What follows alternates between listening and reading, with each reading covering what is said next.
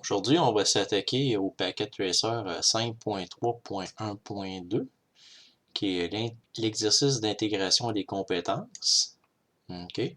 On demande si l'administration réseau vous a demandé de configurer un nouveau commutateur. Dans cet exercice, vous allez utiliser les listes de conditions de configuration du nouveau commutateur, les paramètres d'origine, SSH et la sécurité des ports. On va regarder les conditions requises. Configurer S1 avec les paramètres initiaux suivants, le nom d'hôte, la bannière, etc., etc., etc. Bref. Avant de faire ça, on va regarder. Est-ce que PC1 et PC2 sont configurés? Donc, on va cliquer sur PC2, on va aller dans le desktop, on va regarder ici. Ah, on voit ici que PC1 n'est pas programmé.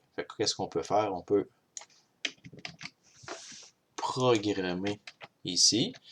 Le masque, c'est bien entendu 255.255.0. Il ne nous demande pas de default gateway, on peut arrêter ça là. Même chose ici, desktop, on peut regarder 10.10.11.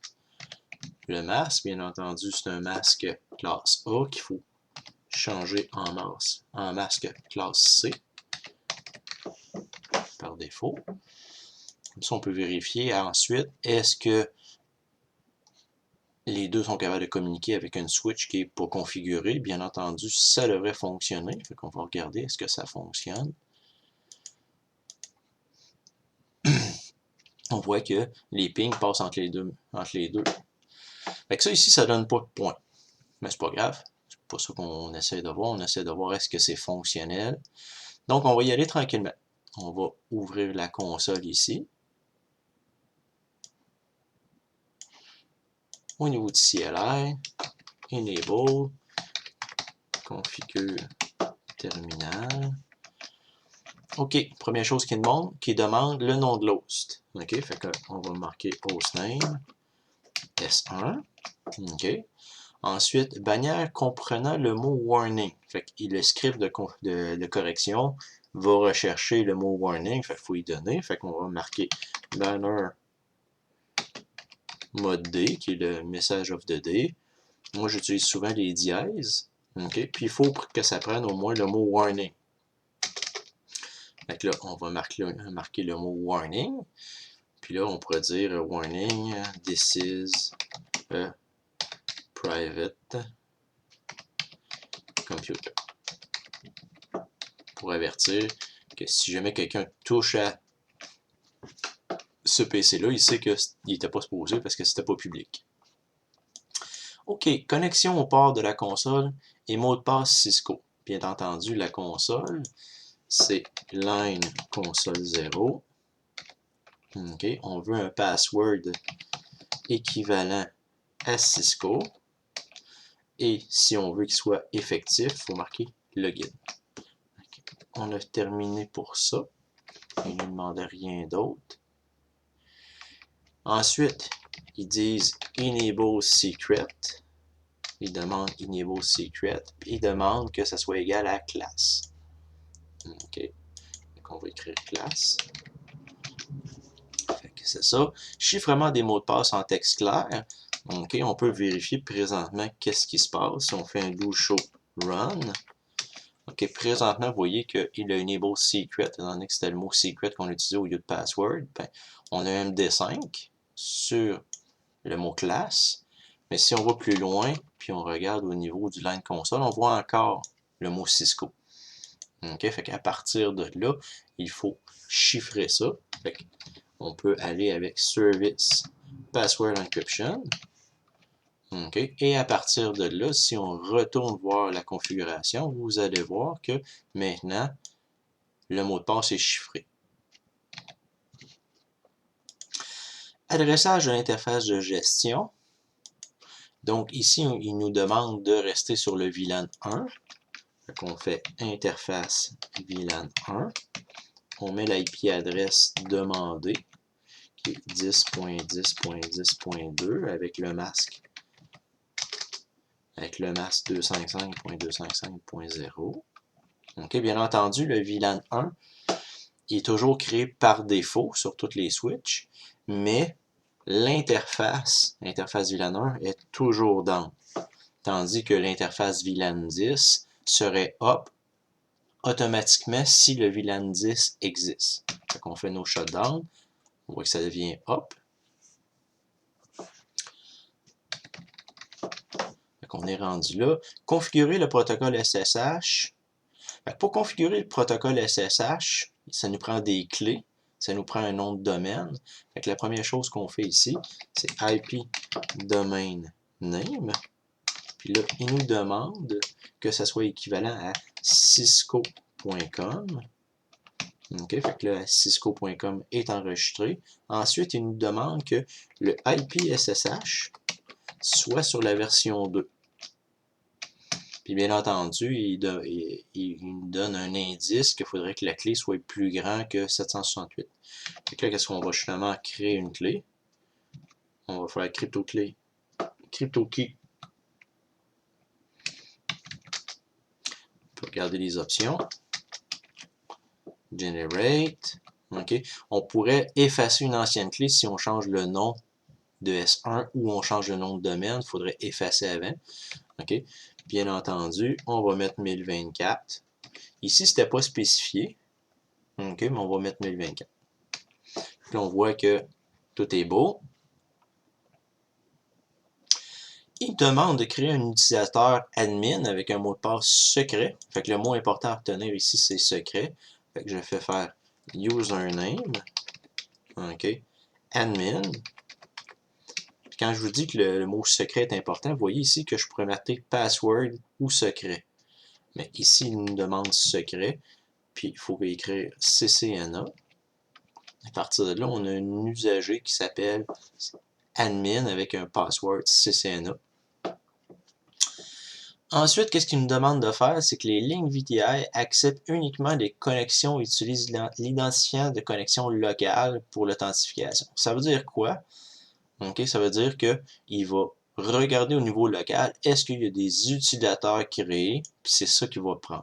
Okay, fait on y va, on fait line VTI 015. Okay. Il nous demande que ça soit local. Fait qu'on met login local. Okay. Fait qu'à partir de là, on vient d'accepter juste les choses locales.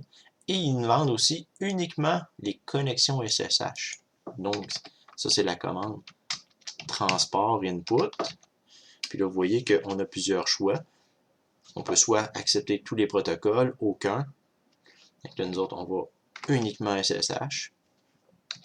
Comme ça, on satisfait aux conditions demandées. Fait que ça, c'est fini pour la configuration de base du commutateur. Ensuite, il nous demande de faire la sécurité des ports. Une des choses qu'il nous demande, désactiver tous les ports non utilisés. Fait que pour vérifier ça, qu'est-ce qu'on fait? On va aller ici dans Options, Préférences. On va regarder c'est quoi les ports utilisés. À partir de là, on voit que FA01 et FA02 sont utilisés. Fait qu'à partir de là, tous les autres, on va les mettre dans. Pour faire ça, on va utiliser la commande interface range F0/3, parce que 1 et 2 sont utilisés, jusqu'à 24, et aussi les fameux G0, 1 et 2. On va les mettre en shutdown, fait qu'à partir de là, ils sont fermés.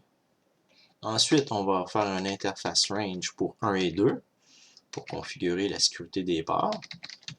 Switch port security, qu'est-ce qu'il nous demande? Configurer le mode d'interface pour les ports. OK, il nous demande avant de désactiver tous les ports, configurer le mode d'interface auquel. Fait que là, avant de faire ça, on va faire switch port mode access. OK, parce que dans le fond, c'est ça qu'il nous demande ici. Activité la sécurité. Switch port security. Il nous demande deux autres, okay, maximum 2. Ils veulent qu'on enregistre la configuration, configurer le mode d'interface auquel accéder, activer la sécurité des ports pour utiliser deux équipements. Assurez-vous que la violation des ports désactive les interfaces. Ça, c'est switch port security violation. On a trois choix. Ils veulent qu'on ferme l'interface. Ensuite, ils nous demandent de noter l'adresse MAC de la configuration en cours. En d'autres mots, il faut enregistrer. Okay, pour faire ça, c'est le fameux keyword sticky. Comme ça, on va pouvoir enregistrer dans la configuration les MAC adresses apprises. Pour enabler ça, vous vous rappelez, il faut ensuite écrire switch port security. À partir de là, la sécurité va être mise en marche sur ces deux ports-là. Tout ce que j'ai fait avant, c'était juste la configuration. Tant que je n'avais pas fait cette commande-là, c'était pas valide. Fait que là, on a terminé la configuration, on est arrivé au bout de la configuration. Qu'est-ce qu'on va faire? On va faire un show run pour voir qu'est-ce qui se passe. Le show run, on va pouvoir voir est-ce qu'il y a quelque chose d'enregistré. Vous voyez ici, il n'y a rien d'enregistré comme MAC adresse. Pourquoi? Parce que dans le fond, il n'y a pas de paquet qui circule. Pour avoir les paquets qui circulent, ben, on va refaire notre ping. Comme ça ici. On pourrait même aussi tester est-ce que le ping entre la switch et les PC fonctionnent. Là, on pourrait essayer de voir est-ce qu'il fonctionne et on voit que tout notre système fonctionne. On peut retourner voir est-ce qu'il y a des MAC adresses qui ont été enregistrées. Configure terminal, show running config.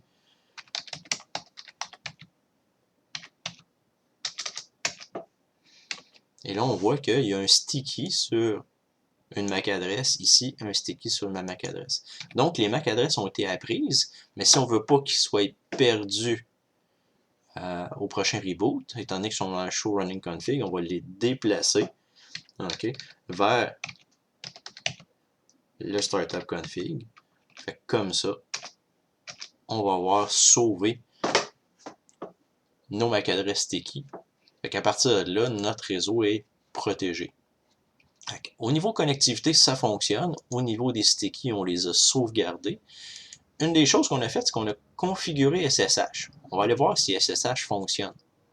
Fait qu'à partir de PC1, on devrait être capable, par SSH, de communiquer avec la switch. Fait que si vous vous rappelez, SSH, ça prend le keyword la switch "-l". On avait mis comme usager admin. Fait qu'on va écrire admin et l'adresse 10.10.10.2. On regarde, on écrit ccna comme password et on a accès, on a même le warning, le banner, qui nous dit que c'est un ordinateur. Si on fait enable, et on fait Cisco class, bien entendu, on a accès en mode privilégié. Ce qui termine le packet tracer 5.3.1.2 sur la configuration, l'exercice d'intégration des compétences. Vous voyez qu'en plus d'avoir tous mes points, j'ai quand même vérifié si ma connectivité fonctionnait comme il faut. J'ai même vérifié si mon SSH fonctionnait. Parce que l'important dans tout ça, c'est que est-ce que j'ai un réseau fonctionnel. Merci, à la prochaine.